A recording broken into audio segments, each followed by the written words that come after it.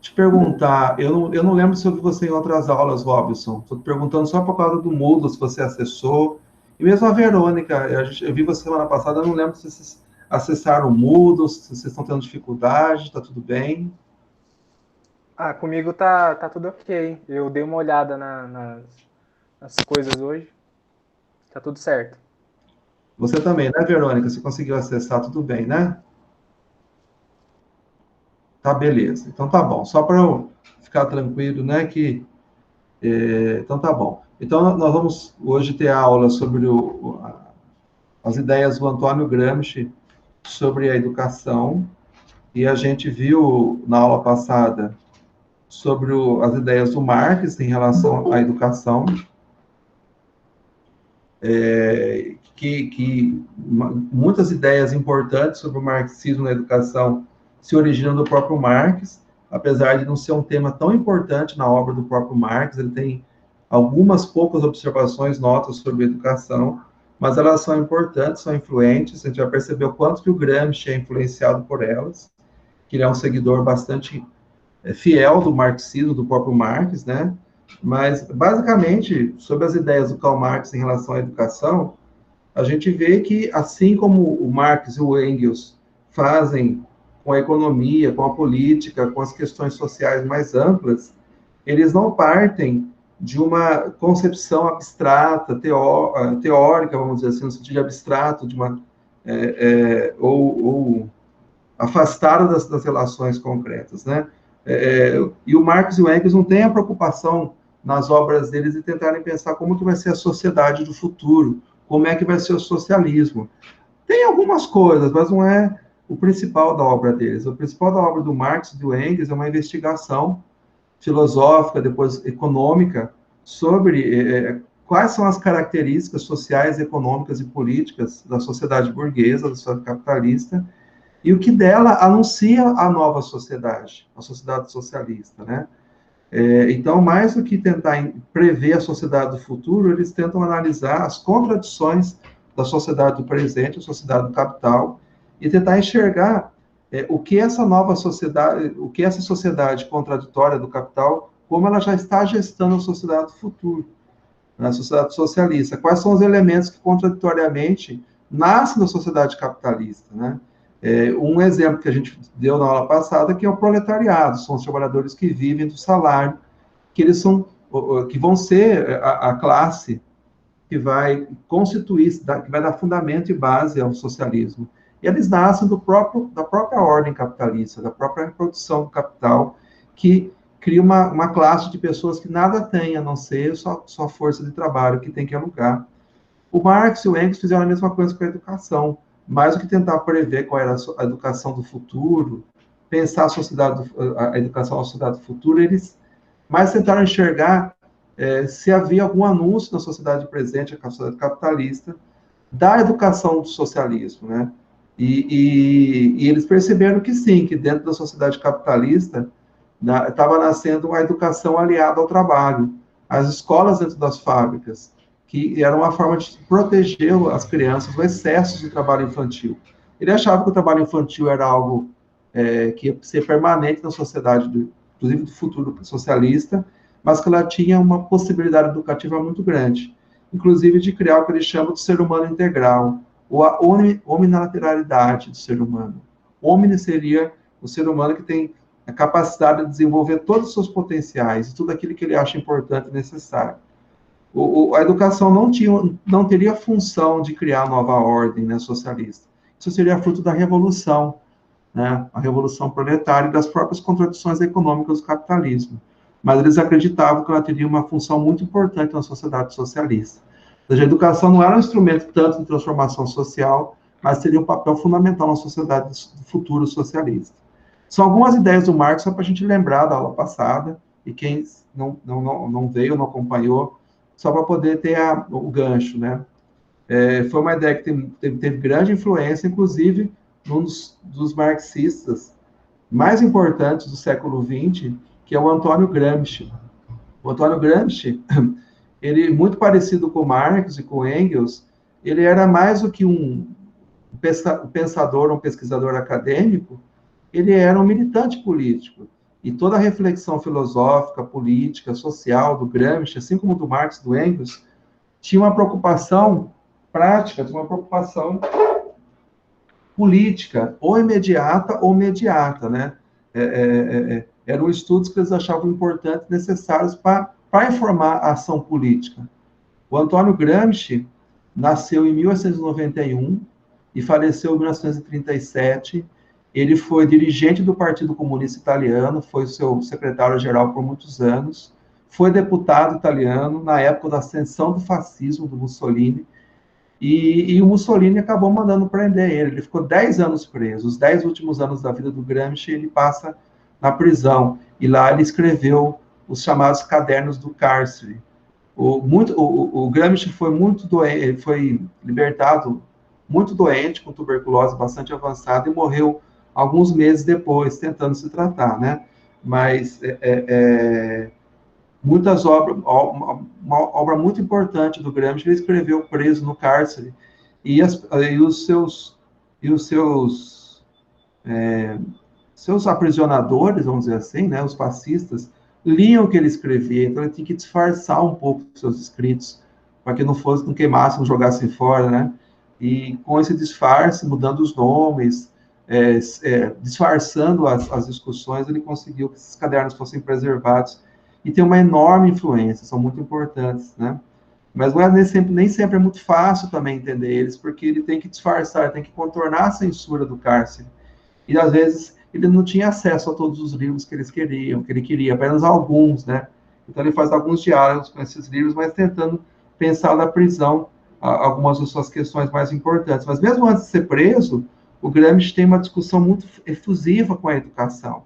Tem vários escritos e práticas educacionais. Inclusive, no começo da sua prisão, ele formou uma escola no cárcere, né? Formou uma escola com os presos.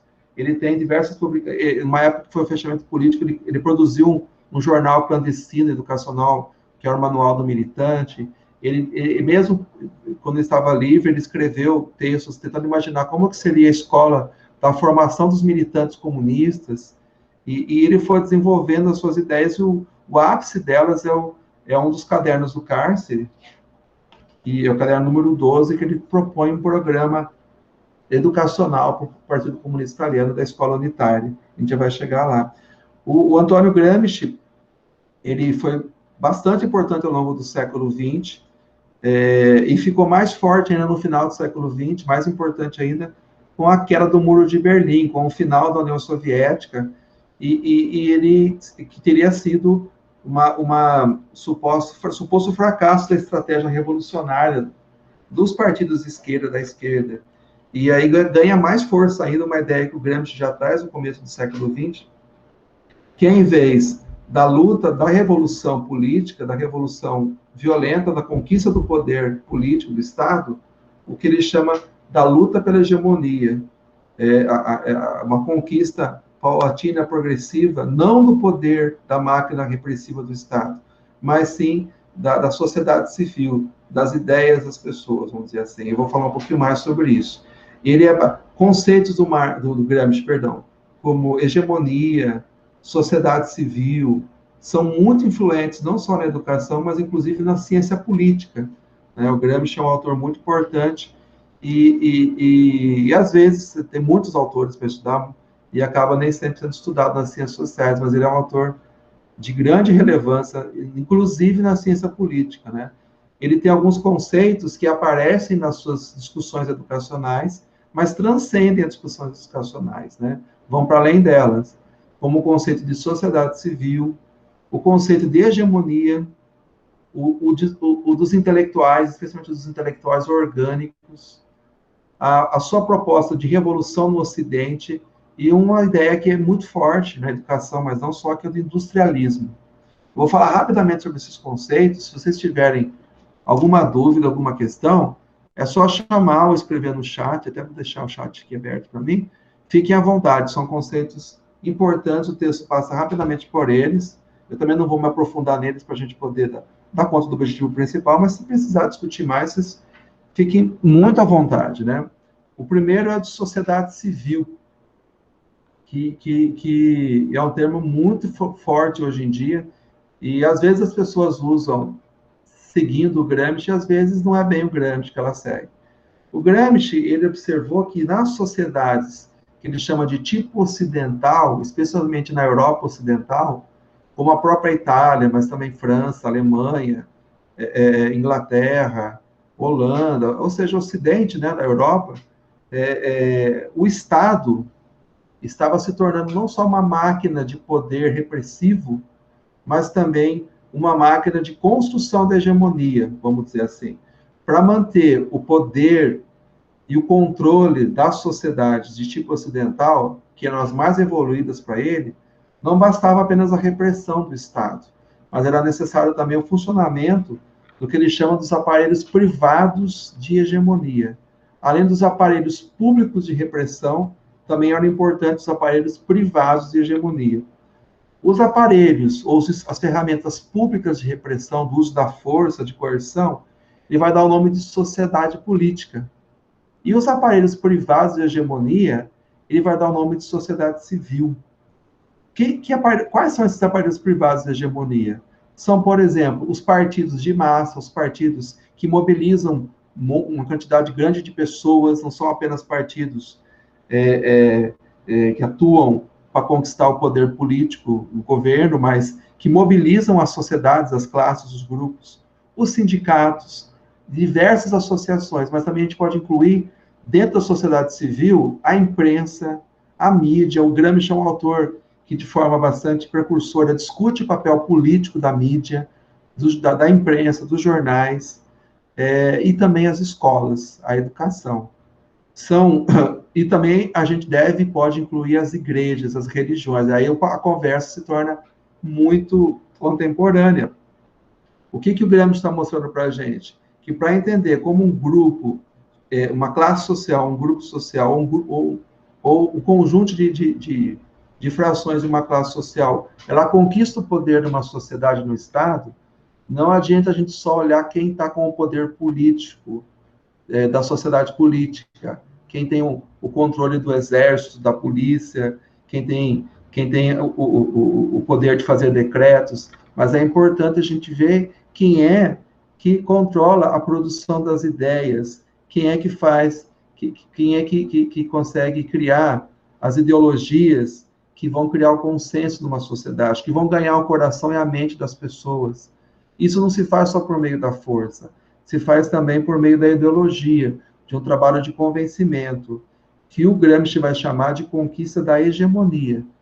Um grupo se torna dominante não apenas por se tornar dominante, ter o controle da força física, da coerção, mas quando ele conquista também a hegemonia, quando ele consegue o consenso. E conseguir o consenso é fazer com que mesmo as classes dominadas sintam-se representadas pelo programa dominante, pelas ideias dominantes, pelo programa de governo daquele que detém o poder. Né? Aí você tem uma classe dominante, não apenas dominante politicamente, mas ela dirigente do ponto de vista das ideias.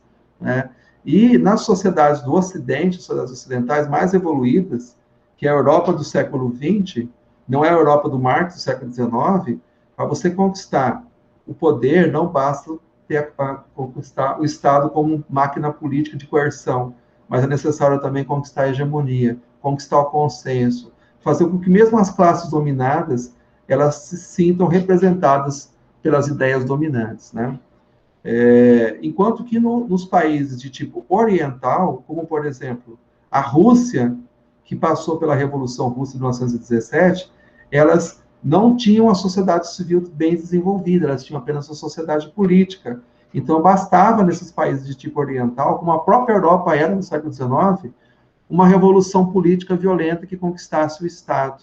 Como, de certa forma, na Comuna de Paris fez, na França, em 1870, e principalmente foi feito na Rússia, em 1917, que vai dar origem à União Soviética.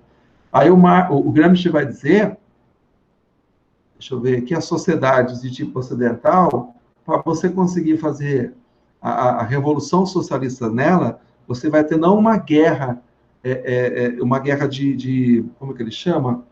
O nome dele é uma guerra de movimento, uma ação estratégica de de conquista direta e violenta do Estado, mas sim uma guerra de posição, uma guerra de trincheiras, que aos poucos você vai conquistando o consenso, conquistando a adesão das diferentes classes sociais que compõem a sociedade, por meio das ideias, mais do que pela violência. Só aí vai ser possível depois tomar o poder do Estado, o poder político nessas sociedades. Diferente do que aconteceu na Rússia, segundo Gramsci. Tudo bem, gente? Uma ideia, são ideias importantes do Gramsci que acho que hoje em dia se fazem bastante explicativas da ascensão, por exemplo, do presidente atual, de como foram importantes as igrejas, especialmente as evangélicas, mas também a seção carismática ou conservadora da Igreja Católica, como foi a atuação das mídias, até das redes sociais, na construção de um consenso, de uma hegemonia, no mundo das ideias, antes do que pela violência física, vamos dizer assim. Não foi um golpe de Estado ao estilo de 64, né, que aconteceu.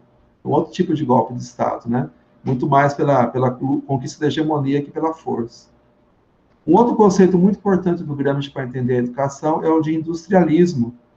O Gramsci vai dizer que há um processo evolutivo que se acumula há muito tempo de caminho da humanidade de uma sociedade tradicional para uma sociedade industrialista, ou de sociedade de tipo industrial, perdão, que para ele era uma sociedade na qual as limitações do ser humano seriam superadas. Né? O ser humano deixava de ser, seria cada vez menos animal e cada vez mais humano, cada vez menos sujeito aos instintos e cada vez mais sujeito às suas próprias decisões, não é?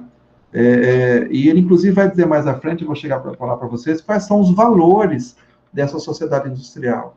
O que ele chama de sociedade industrial, o ápice dela seria o socialismo. Né? O capitalismo é como se fosse uma fase que prepara o socialismo. Veja como ele está aparecendo com Marx, ainda que ele use termos um pouco diferentes. E havia dois grandes entraves para a ascensão à sociedade industrial plena, que é o socialismo. O primeiro são as tradições, o tradicionalismo, que era muito forte na Europa, especialmente na Itália do Gramsci.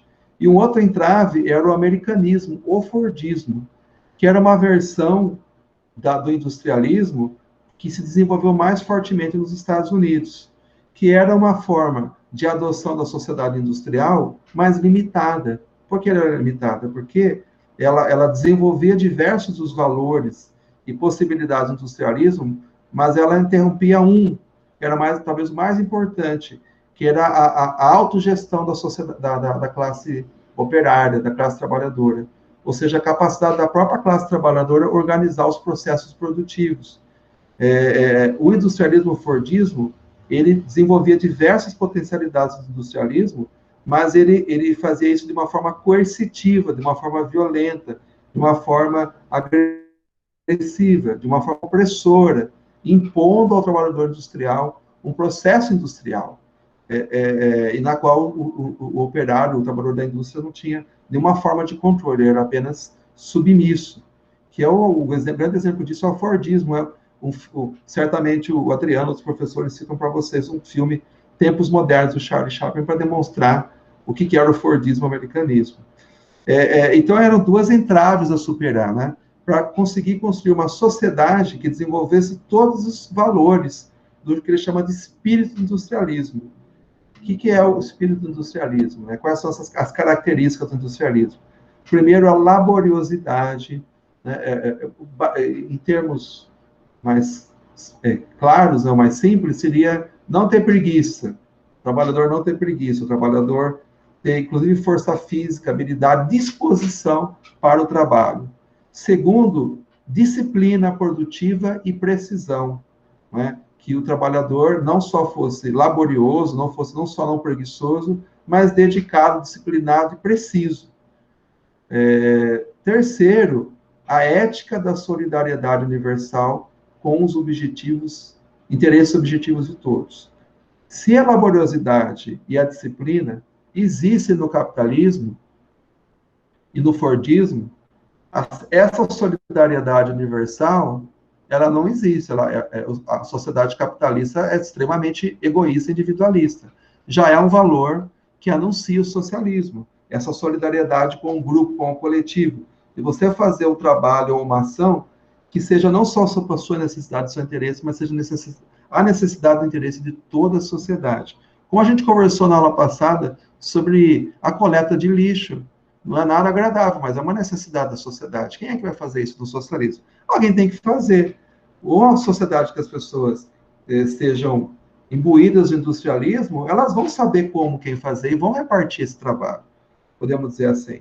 Mas no capitalismo, não. No capitalismo se incentiva o egoísmo, o individualismo, né? A própria classe operária, durante muito tempo, nos próprios sindicatos, desenvolveu, apesar do trabalho industrial opressivo, o coletivismo.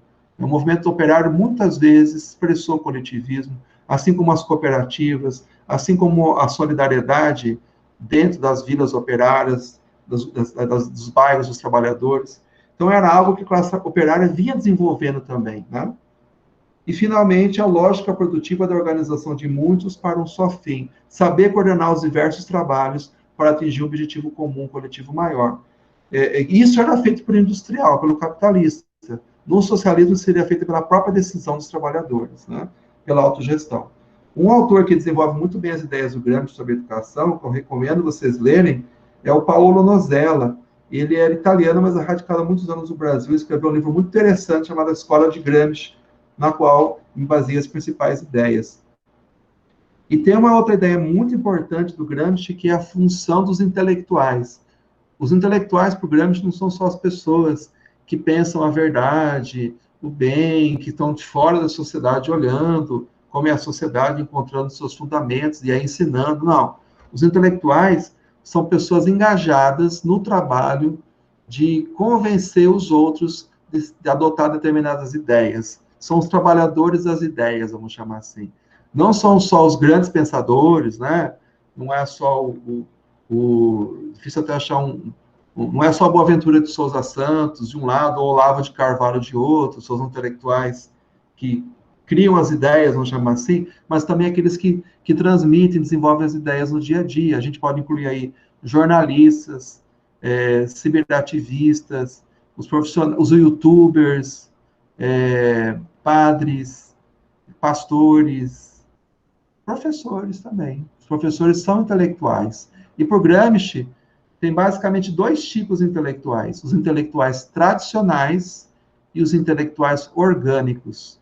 Os intelectuais tradicionais são aqueles que exercem um trabalho ideológico, estão fazendo um serviço para uma classe, para uma hegemonia ou contra-hegemonia, sem ter consciência disso, né? Uma boa parte dos intelectuais são tradicionais, na verdade, não porque eles defendem a tradição, mas porque eles fazem um trabalho ideológico sem consciência desse trabalho ideológico. Eles fazem um serviço de transmitir as ideias que provêm de um outro lugar, eles não sabem muito bem o porquê. Os intelectuais orgânicos têm consciência de qual é o trabalho formativo, de qual é a fonte, a origem das ideias que eles defendem. E, como vocês devem perceber, tem dois tipos de intelectuais orgânicos: o que defende a classe que está no poder e aqueles que defendem uma contra-hegemonia. O que o Gramsci está pensando em propor? Em propor a formação de intelectuais orgânicos contra-hegemônicos, contra a ordem do capital, que sejam a serviço da classe trabalhadora. Quem que faria esse papel de formação do intelectual orgânico e de organização do intelectual orgânico? O Partido Comunista, não é? O Gramsci acaba caindo um pouco nessa ideia do papel do Partido Comunista. Mas vejam que o que ele discute sobre o intelectual orgânico, a formação dele, e o papel dos intelectuais é muito interessante, é muito relevante, porque, de certa forma, no fundo, todos nós gostaríamos de ser intelectual orgânico. Eu não entendi a pergunta do Anivaldo. Os detratores, como assim, Anivaldo? Pode falar. Não, eu só peguei o bonde aí. O senhor coloca a questão dos intelectuais orgânicos contra-hegemônicos. Sim.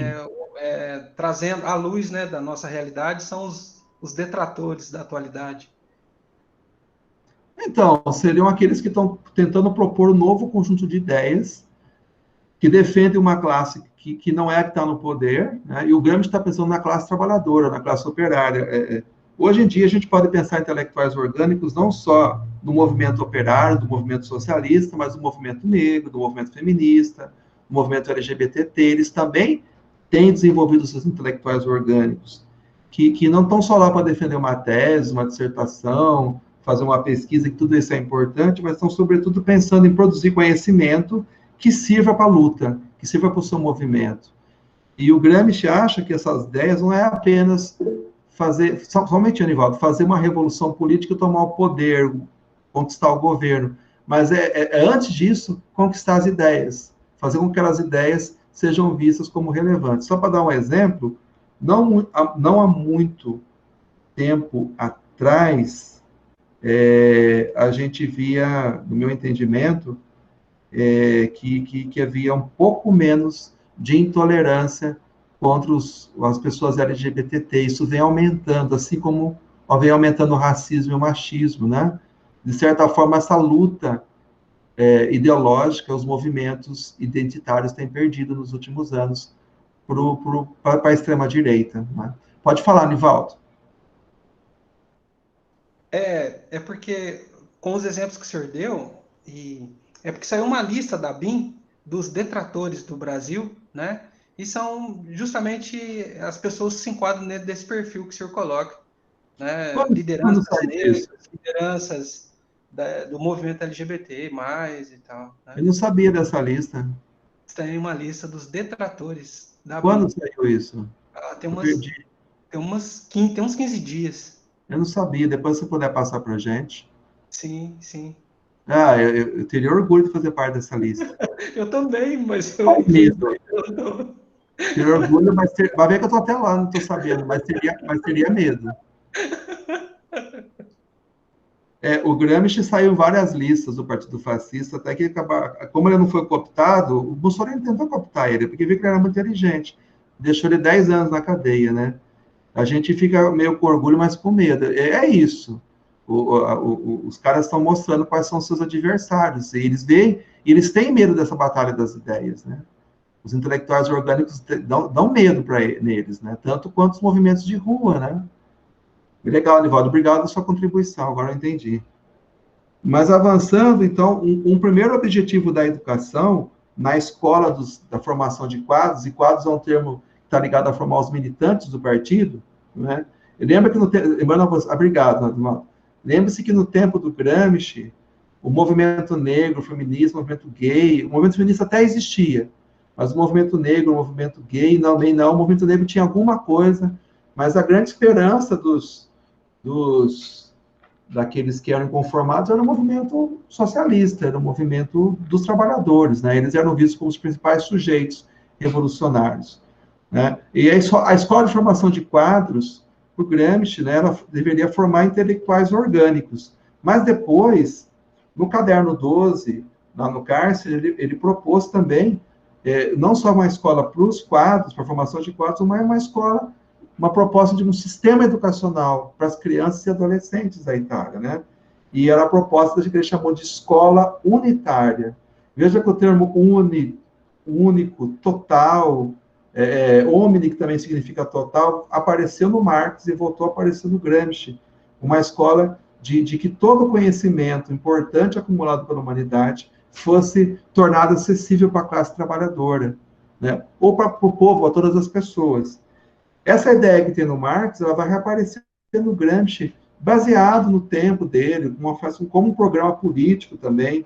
Então, veja que o Gramsci não só colocou umas ideias no papel, algumas reflexões sobre educação, como Marx e Engels fizeram, mas ele fez um programa político, um programa da construção de um sistema educacional. Numa Itália em que a educação era muito controlada por uma igreja católica bastante tradicional, né? E que os padres e os professores eram intelectuais tradicionais, que eram uma grande força tradicionalista na Itália. E essa modificação cultural e educacional era importante para preparar a revolução na Itália e na Europa. Não era apenas algo para o Gramsci que vai fazer depois, não. Era um caminho necessário antes da revolução política, para que se conquistasse as ideias e que a sociedade civil, as instituições da sociedade civil, elas defendessem essas ideias contra-hegemônicas que passariam a ser hegemônicas. A partir daí, tomar o poder do Estado seria fácil para o Gramsci, ainda que fosse um trabalho de largo prazo. Então, até o lugar onde a educação e a escola aparecem é diferente do Marx. Ora, porque o Gramsci está falando de uma sociedade de tipo ocidental, diferente da Europa do século XIX. E a proposta mas a proposta da escola unitária do Gramsci tem muito a ver com a educação atrelada ao trabalho do Marx. Né? A educação, para o Gramsci, se basearia na apropriação emancipadora do princípio do trabalho industrial. A base da educação seria industrialismo, mas isso não significava para o Gramsci que as crianças teriam que trabalhar na indústria. Ele não defendia isso, diferente do Marx. A educação ensinaria os princípios do industrialismo, os princípios da ciência, da tecnologia, da organização do trabalho industrial, mas isso não significava que as crianças precisariam trabalhar. Elas estariam sendo preparadas para adquirir os hábitos mais gerais da sociedade industrial, dos valores, das ideias e dos conhecimentos. Mas elas não precisariam estarem inseridas no processo produtivo. Só depois, no início da juventude, no final da adolescência, sim. Ele já acharia que elas poderiam ir e deveriam ir. O trabalho industrial é apropriado como método e conteúdo do ensino, não como uma prática ao lado do ensino, da educação, diferente do Marx. Né? O Gramsci está falando de um momento diferente, em que leis de proteção do trabalho infantil estavam muito mais avançadas que no tempo do Marx. Né? Beleza. Seguindo, um outro termo importante do Gramsci é a ideia da cultura desinteressada. A educação, especialmente para as crianças e para o início da adolescência, elas têm que ensinar uma cultura desinteressada, ou seja, conhecimentos que não tenham necessariamente uma aplicação imediata, para o trabalho produtivo, por exemplo, mas que elas possam formar na pessoa os valores e hábitos, ideias e conhecimentos básicos para a sociedade de tipo industrial. Não é?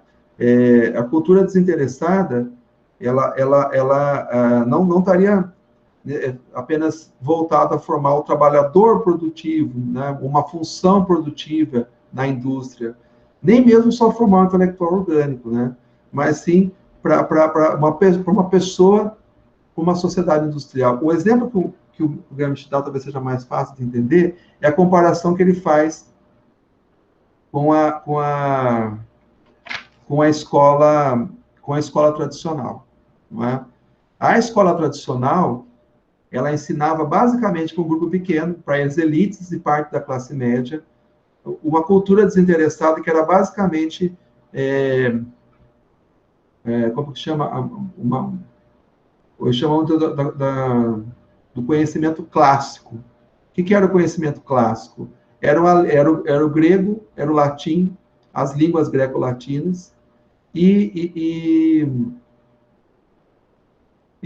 basicamente as línguas greco-latinas, né, e a filosofia, a literatura greco-latina, que não tinha nenhuma utilidade imediata, as pessoas não falavam grego-latino no dia a dia, mas ela formava habilidades, mecanismos lógicos que eram importantes para formar a pessoa que ia fazer parte da elite da sociedade tradicional. Então, essa cultura desinteressada, sem a preocupação imediata, de utilidade imediata, baseada na cultura clássica, ela era importante para formar a elite da sociedade tradicional. Essa sociedade tradicional morreu, não existe mais, nem mesmo no capitalismo ela existe mais. Só que a escola ainda continua sendo meio parecida, né? Então, é ilógico que a escola continue ensinando a cultura clássica, mas ela tem que ensinar uma cultura desinteressada, mas de novo tipo, uma cultura desinteressada baseada nos fundamentos do industrialismo, que é aqueles que eu citei no começo da aula para vocês. Os fundamentos do industrialismo, nas bases da ciência, da tecnologia e na própria história do trabalho do trabalhador. O Gramsci dava importância. Ou seja, uma nova cultura desinteressada, fundada não na cultura clássica, mas na cultura do industrialismo, que não tinha preocupação imediata de servir a uma função prática na indústria, mas de preparar uma pessoa que ia ser um trabalhador da indústria e alguém que ia ajudar a tomar as decisões sobre o que produzir, como produzir, quando, como, porque a ideia do Gramsci é que na sociedade socialista não ia ter classe dominante, não ia ter patrão, não ia ter capataz encarregado, os próprios trabalhadores iam conseguir, por meio dos conselhos, a autogestão do trabalho produtivo e, na verdade, de toda a sociedade. Né? E, para isso, o trabalhador tem que aprender não só a fazer, a ser disciplinado, a ser a ser preciso, não ser só solidário, mas ser capaz de buscar o fim comum e enxergar o fim comum. Como eu queria fazer isso? Primeiro, aprendendo essa cultura do industrialismo, os valores básicos do industrialismo. Então, bacana, Cláudio, você colocou do empreendedorismo. Só que o empreendedorismo, legal que você colocou, tem relação. Só que o empreendedorismo, ele estimula ainda a competição entre as pessoas. O empreendedorismo é aquele que consegue gerir o próprio negócio, fazer o negócio. Mas na sociedade socialista, o empreendedor não compete com o outro. Na verdade, a sociedade vai ter os conselhos gestores de cada indústria, de cada local de trabalho, de cada município, e a gestão central da sociedade, na qual todos vão participar. Não pela competição, mas pela solidariedade. Talvez seja essa diferença, Cláudio. Mas você percebeu bem, Cláudio, que talvez o capitalismo contemporâneo tenha aprendido com algumas ideias do Gramsci. Muita coisa foi aprendida e assimilada e transformada. Essa ideia também. Então, foi bem perspicaz o seu... Inclusive, o discurso do empreendedorismo é parecido com o que a gente está falando agora, né? Então, Anivaldo, o Gramsci, ele não é reformista, ele é revolucionário, mas ele acredita que para fazer a revolução e a tomada do poder, o processo é muito longo e passa antes pelo convencimento, pela mudança das ideias, né, pela conquista da sociedade civil. Mas ele não abdicava da revolução, até onde eu entendo. Mas não é uma revolução como tomada de poder, no sentido de uma guerra de movimento. Ah, tá, o empreendedorismo. Entendi, Nivaldo. Olha, eu nem sei se é reformista, viu? Eu não sei, porque o empreendedorismo, ele pressupõe a destruição dos direitos trabalhistas e o acirramento do egoísmo e da competição entre as pessoas. Então, de certa forma, ele é regressivo, porque o capitalismo já foi mais, assim, desregulado, e que cada trabalhador, ele ia buscar o trabalho do dia. O começo do capitalismo era assim, a pessoa tinha um trabalho do dia, da semana, ele recebia diário, né? E aos poucos os trabalhadores foram construindo leis que davam um pouco de segurança ao trabalhador. Então, eu não sei se é um regresso do meu entendimento, disfarçado de reforma, viu, Anivaldo? Mas a gente pode voltar a discutir isso, sim. Muito bem. É algo que, assim, estou colocando minha visão, assim, né?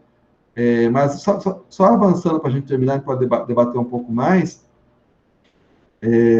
que a escola, então, unitária, baseada no trabalho industrial, no industrialismo, ela teria essa função de fazer com que as crianças, depois os adolescentes, mesmo os militantes, os intelectuais orgânicos, compreendessem o próprio funcionamento profundo da fábrica, do trabalho, da organização produtiva, que conhecessem a história da indústria, a história do trabalho.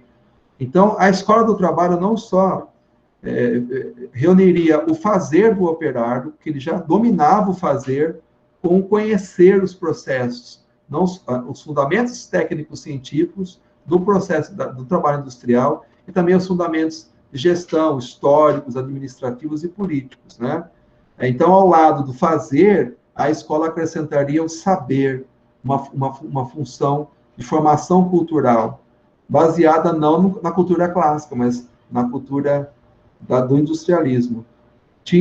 O Gramsci diz que a escola unitária tinha alguns inimigos a combater. Primeiro, o senso comum.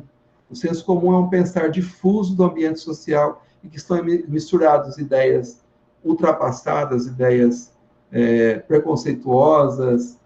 Ou seja, o senso comum é uma mistura de várias ideias de vários tempos e, às vezes, ele tem um poder imenso sobre o agir das pessoas, o pensar, né, do nosso pensar.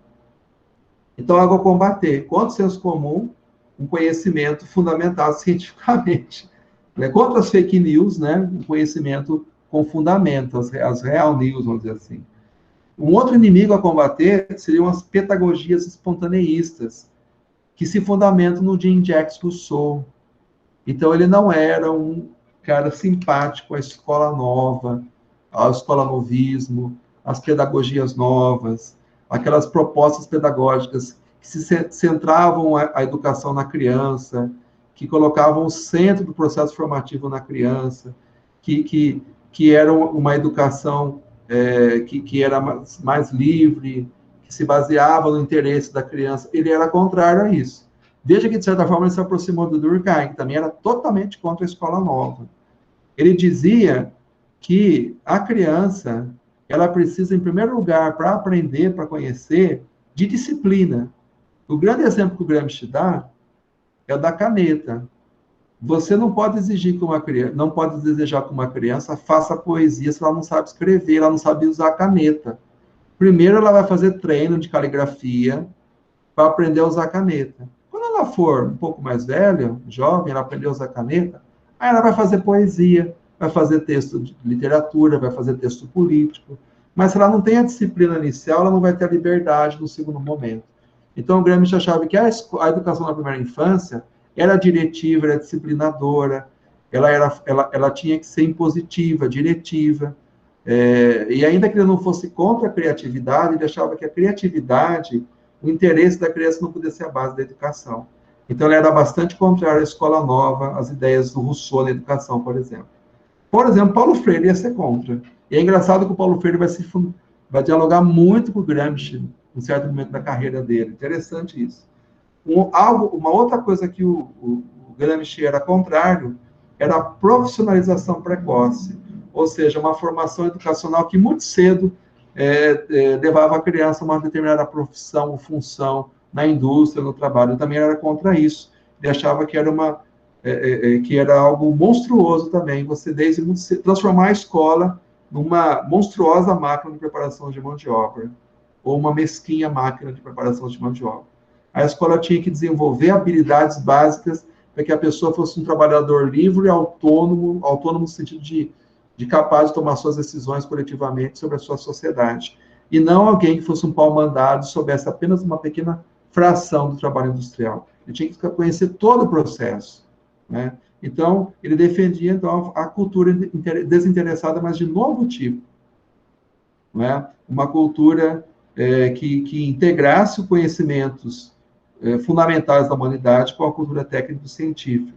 Enfim, que essa educação ela fosse bastante atrelada com a própria vida, com a própria sociedade, que ela tivesse bem adequada ao momento da evolução da sociedade. A sociedade não podia ser evoluída em educação tradicional, não. A sociedade está às portas do socialismo, um industrialismo mais avançado, então a escola tem que ser também avançada, vamos dizer assim. Ele propunha a educação, essa relação entre escola e vida, essa integração entre escola e vida, se daria em dois momentos. O primeiro momento, na infância, né, antes da puberdade, no começo da adolescência, se ensinaria na escola a cultura desinteressada, baseada no princípio dos trabalhos industrial, em que a criança e o adolescente aprenderia os hábitos básicos para ingressar na sociedade industrial, para viver no industrialismo. E essa educação seria heterodirigida, seria parecida com o Fordismo, parecida com o americanismo. Seria uma educação em que a disciplina é externa à criança. Ela vem do professor, vem da escola, vem do currículo, para que a criança aprenda as habilidades e conhecimentos básicos para o industrialismo. No segundo momento, aí o jovem, ele já vai aprender uma profissão, ou várias profissões, ele já vai aprender, já vai começar, inclusive, a trabalhar.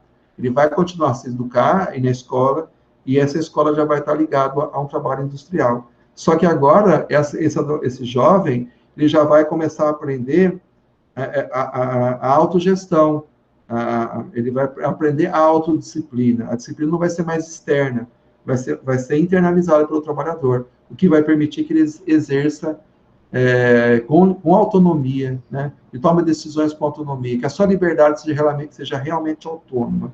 Ou seja, isso é uma discussão que está no Paulo Freire, no texto bonito do Paulo Freire, que o Gramsci diz. Qual é o valor mais importante, né? Uma discussão do Paulo Freire. Eu vou fazer a pergunta para vocês. Vamos tentar pensar que nem o Paulo Freire, no caso que nem o Gramsci. O que é mais importante para o ser humano? Ou o que deveria vir primeiro? A autonomia, que é a capacidade de tomar decisões por si só, de forma consciente, ou a liberdade? Liberdade que é o direito de tomar suas próprias decisões. Veja que não é a mesma coisa. Qual é o valor mais importante? Para o Gramsci, né? E para o Paulo Freire, de certa forma, que ele concorda com o Gramsci nisso. Ou seja, qual o valor mais importante? O seguinte, qual vem primeiro? A autonomia ou a liberdade? Então, devolvo a pergunta para vocês. O que vocês acham que é mais importante? Autonomia ou liberdade? Quem quer arriscar?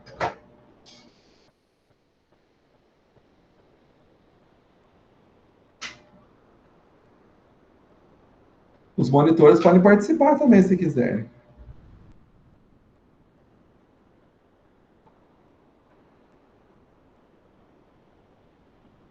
A Nivaldo arriscaria a liberdade.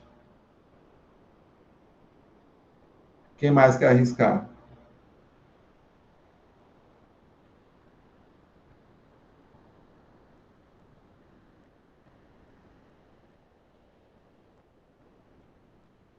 Só a Nivaldo arriscou? Na verdade, é a autonomia, para o Paulo Freire, e eu entendi isso do Gramsci também. Só quando você desenvolve autonomia, que é a capacidade de tomar as decisões, é que você vai poder exercer bem o direito de tomar as decisões. A liberdade ela vem depois. A liberdade sem autonomia é uma falsa liberdade, porque você não vai tomar decisões de forma consciente. Você vai tomar decisões que não vão favorecer nem você, nem a coletividade. Então, primeiro você aprende autonomia. Ou primeiro você aprende a usar, a segurar a caneta para depois você ter liberdade de escrever o que quiser. Um pouco essa a ideia do Gramsci, né? É uma ideia também bastante interessante de debater. Eu, pessoalmente, não concordo muito.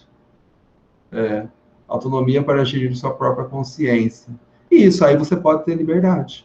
Enquanto você não aprende a ter autonomia, você tem que ter a heteronomia, você é governado desde fora. Eu, pessoalmente, acho que quando a gente é governado desde fora, a gente nunca vai aprender a ser governado por nós próprios. Concordo com o Gramsci, não. Mas tudo bem. Mas o texto dele, as ideias dele, tem bastante fundamento, né? Eu, Anivaldo Rio, né? É isso, gente. Sobre o Gramsci, são essas principais ideias, e é um texto muitíssimo influente. Se a gente pegar, por exemplo, as ideias do Demerval Saviani, da pedagogia histórico-crítica, elas são elaborações muito interessantes das ideias do Gramsci, né? De várias ideias do Gramsci. O Paulo Freire dialoga bastante com o Gramsci, uma fase mais tardia do Paulo Freire, não tanto em pedagogia do oprimido. É um autor muitíssimo influente, muitíssimo interessante. Espero que vocês tenham vontade de conhecer mais ele, de ler. Bom, aí o Douglas falou autonomia para gerir sua própria consciência e depende da nossa coragem e vontade. Mas se depende da nossa coragem e vontade, Douglas, aí é importante ter liberdade antes da autonomia. Que é aí que a gente desenvolve a autonomia, arriscando, né? Desejando arriscar, tendo coragem de tomar as decisões. Eu acho que são uma coisa meio contraditória. Bom, é isso aí. Está aberto para perguntas, comentários. Hoje só ficou com essa parte do texto para a gente discutir. É isso. Está aberta a palavra. O Douglas Hilt. São discussões que, na verdade, está no campo da filosofia, na filosofia da educação. Todo mundo está aprendendo. Beleza. Vai lá, Nivaldo. Professor. Não, o senhor colocou bem a discordância dele em relação a Rousseau, né? E o Rousseau, e o próprio Kant, quando ele versa sobre a questão da heteronomia, porque se a gente for trabalhar pensando bem, assim, seria uma liberdade concedida, né? Por um tutor, né? Seria uma liberdade concedida, que viria a posteriori. E aí, se a gente for entrar no conceito de liberdade, eu acho que ficaria bastante complicado. Mas quem sou eu para discordar do Gramsci, né? Quem sou eu? Muito bom. Certamente ele discorda do Rousseau, né? Dessa educação, uma educação desde a infância que é bastante, vem muito mais da criança para fora do que do educador para a criança, né? Ele é muito mais iniciativa, manifesta seu interesse da criança do que o contrário. E o Kant, certamente a ideia de autonomia do Kant é o valor mais importante para o Kant. Eu só não conheço muito como ele diz que se constrói essa autonomia, né? eu acredito que ele discordaria também do Gramsci, né? Numa educação heterodirigida. Mas se a gente olhar, por exemplo, um Kant moderno, que é o Piaget se baseia muito no Kant. O Piaget vai dizer que a construção da autonomia é um processo por qual o sujeito passa desde a sua infância. Ele passa por diferentes fases de desenvolvimento, né? Ele sai da situação de anomia, ou seja, a incapacidade de observar, de conhecer regras, entender regras, valores, ética, normas, para a fase da heteronomia, a criança na fase do início da escola, né? Em que ela vai aprender a seguir valores, regras e normas, mas eles são determinados desde fora pelo adulto, até a fase da autonomia, entre a adolescência e a juventude, que ele internaliza as normas e as regras. Então, é uma aplicação de certa forma, do Kant, para pensar a construção da autonomia como um processo. Só que no Piaget, Anivaldo, desse processo, ele parte de dentro da criança para fora, é um processo quase que natural. O Piaget muito mais reconhece como é o processo de construção da autonomia moral, intelectual, do que ele diz como é que deve ser o processo escolar. Isso acontece de qualquer jeito, segundo o Piaget. A escola reconhecendo isso ou não, vai ser esse o processo de construção da moral, do conhecimento, da intelectualidade, né? Eu não entendi por que pragmático, Anivaldo, desculpa. Quando o senhor coloca a questão da autonomia como processo, porque é complicado você delimitar uma fronteira, né?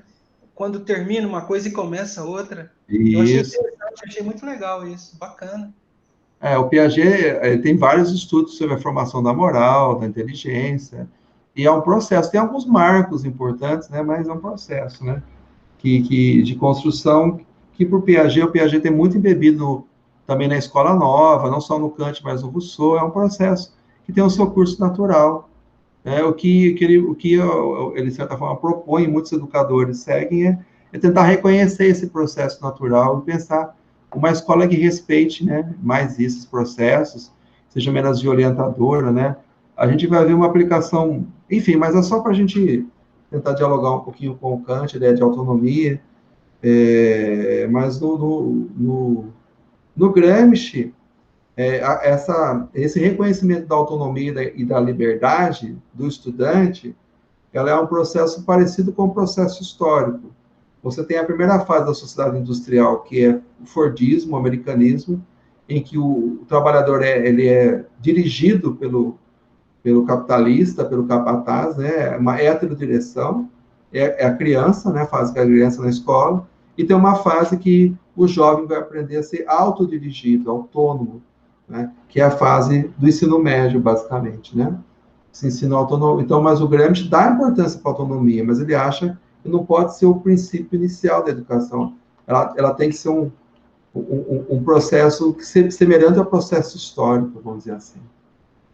É isso, gente. Vocês têm mais alguma pergunta ou comentário? Grupo, eu fiquei pensando sobre essa questão da consciência, né, que o Freire vai dizer sobre a consciência do oprimido, que ela foi moldada a partir de uma concepção de mundo, né, que foi sendo gerada, então ele vai absorvendo essa consciência do opressor também, e pensando nessa questão da educação para a libertação, para a liberdade, aí o Gramsci vai falar um pouco sobre isso também, sobre essa questão da consciência. Ele vai trabalhar isso mais a fundo ou não? Como que o professor vê essa questão da consciência, pensando nessa questão da consciência aí que o Paulo Freire vai falar, né? Que também que também acontece de uma forma não só privada, mas comunitária, essa libertação, à medida que o homem... Então, o Paulo Freire, quando escreveu Pedagogia do Oprimido, não era um leitor do Gramsci, mas do Marx e de outros autores, certamente. E a gente vê que o Gramsci desenvolve muitas ideias do Marx, não é avesso ao Marx, muito ao contrário. Depois o Paulo Freire vai usar mais conscientemente ideias do Gramsci que reforçam isso que você falou. Essa ideia da conquista da hegemonia, da importância dos intelectuais orgânicos e dos tradicionais, o Gramsci vai desenvolvendo um artigo, no começo do trabalho intelectual dele, que a Itália, em 1918, ela teve uma revolução que acabou não dando certo, falhou. Ele tentou entender por que a Itália falhou na revolução.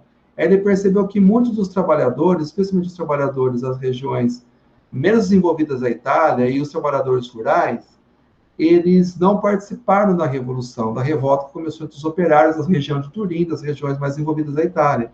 Eles não participaram, ou seja, eles não defenderam seus próprios interesses de classe, e até, inclusive, eles apoiaram a contra-revolução. E aí ele foi entender por que os trabalhadores acabaram lutando contra os seus próprios interesses, por que eles, de certa forma, adotaram a consciência do opressor, vamos dizer, chamar em termos freirianos. E aí ele percebeu que uma grande causa importante disso eram as ideias, aí é um pouco diferente do Marx, eram as ideias tradicionais que eram veiculadas pelos intelectuais tradicionais, que estavam bastante enraizados no campo e nas pequenas cidades do sul da Itália. Quem eram esses intelectuais tradicionais? Eram os padres e os professores, que fizeram um trabalho contra-revolucionário muito forte, dizendo que aquilo era, eles iam para o inferno, que aquilo era a revolução do diabo, que o mundo ia virar de ponta cabeça, sejam por padres, sejam professores. Fizeram um trabalho microscópico, né, cotidiano, de convencer as pessoas a seguir ideias que contra os seus próprios interesses de classe, porque eles não conseguiram enxergar isso. Então, para o Gramsci, um trabalho muito importante era o trabalho de contra-hegemonia, de formar não só intelectuais orgânicos, Douglas, já que você fez a pergunta, mas o Gramsci era bastante pragmático também, mas era de conquistar esses intelectuais tradicionais, era, de certa forma, convencer os professores e até os padres de que o programa do Partido Comunista Italiano era melhor do que dos partidos burgueses ou do fascista. Era uma luta de ideias, né? E veja como o Gramsci não fala bobagem, né? Quem ganhou a luta das ideias recentemente, especialmente em relação aos intelectuais, aos pastores e padres de muitas igrejas evangélicas e os setores mais tradicionais da Igreja Católica? Não foram a esquerda, gente, né, Douglas? Não foram as ideias progressistas, muito ao contrário. As ideias dos partidos progressistas foram demonizados novamente, não é?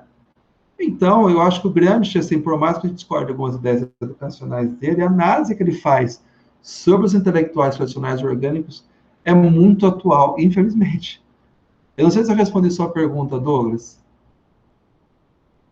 Sim, respondeu sim. Eu acho que né?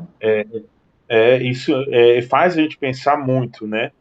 Porque traz essa necessidade de a gente olhar esse espaço como uma construção de uma consciência crítica, né?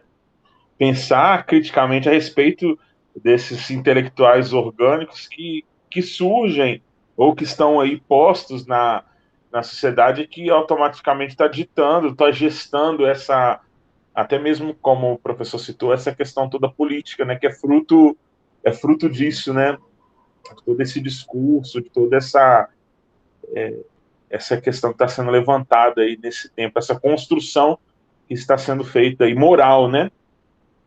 Por exemplo, quando a gente vê, vou pensar o Gramsci aplicado a hoje, quando a gente vê muitos... Eu sei que você trabalha na igreja, Douglas, eu não generalizo nem pastor nem padre, mas quando a gente vê vários pastores e padres pregando ideias homofóbicas ou defendendo o presidente, enfim, entre outras coisas, ou a gente vê professores falando contra a vacina, que não vão tomar vacina, a gente fica muito bravo, furo da vida, e a gente vai fazer o trabalho. Agora, a gente vai lá ao povo e mostrar ao povo que o pastor, o padre, o professor estão dizendo a bobagem, a gente está com a verdade. O Gramsci fala o seguinte: convença o pastor e o professor primeiro, porque aí eles vão fazer o trabalho de formiguinha de convencer as pessoas no cotidiano. E a gente pode envolver os youtubers, os jornalistas, não é? Enfim, as associações de moradores, os trabalhadores das ONGs. Então, o Gramsci tem assim, uma grande preocupação da gente transformar, da gente convencer os intelectuais tradicionais Porque os intelectuais tradicionais, na visão do Gramsci, eles não têm muita consciência de qual é a ideologia que eles estão a serviço. Sabe?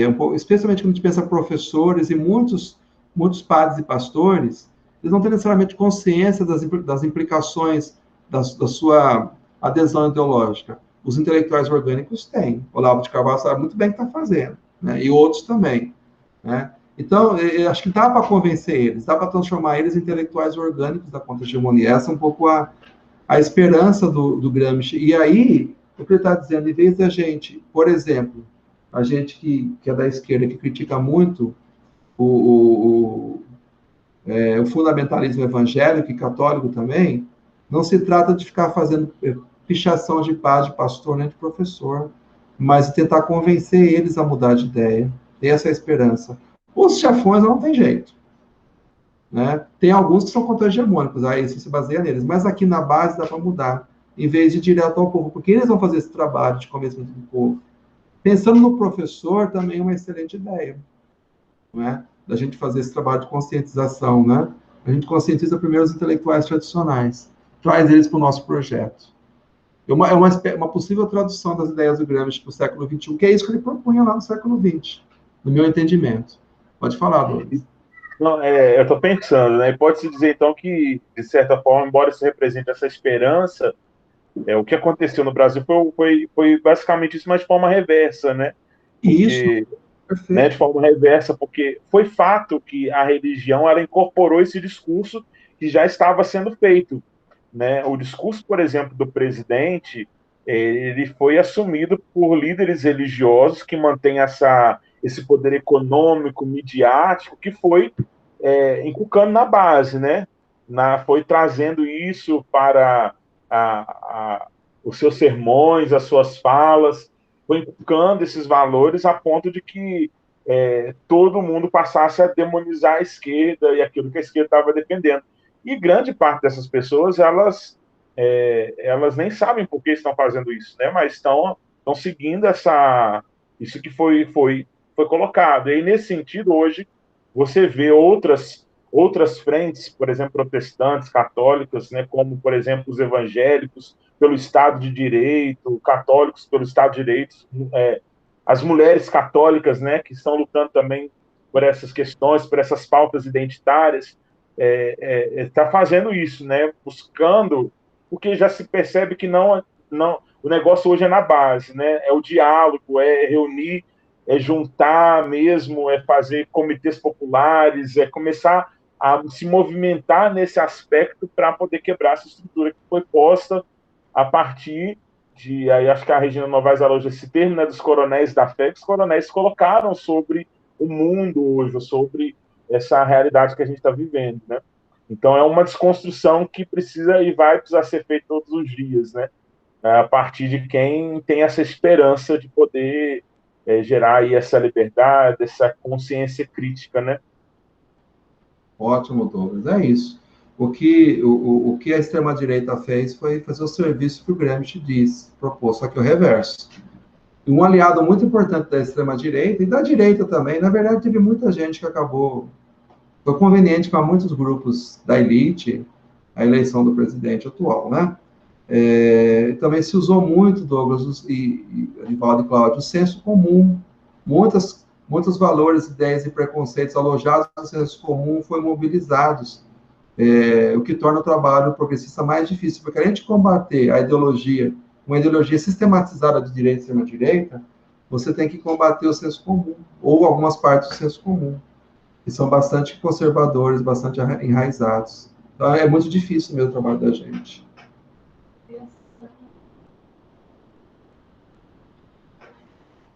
Tá bom, gente? Vamos nos despedir, então? Quer falar mais alguma coisa, Douglas?